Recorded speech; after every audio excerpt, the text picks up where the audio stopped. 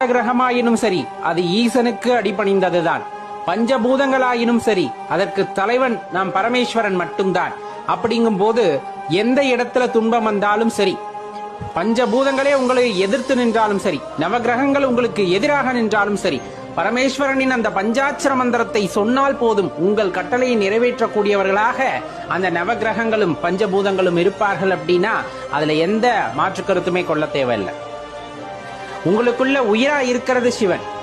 அதுதான் இந்த இடத்துல நம்ம தெரிந்து கொள்ள வேண்டியது. சிவனை அங்கெங்கெல்லாம் தேட வேண்டாம். உங்களுக்குள்ள உயிரா இருக்கிறது யாரு அப்படின்னா சிவபெருமான். எந்தவித கஷ்டங்கள் வந்தாலும், எல்லாத்தையும் மீறி உங்களுக்கு துன்பம் வந்தாலும் சரி, உன்னுள் உயிராக இருக்கின்ற இறைவனை, ஈசனை மனதில் நினைத்து கொண்டால் போதும், கை கொடுத்தி தூக்கி விட்டுருவார். அந்த நிலைமையில இருந்து உங்களை மெதுவா அழகா வெளியே கொண்டு வந்துருவார்.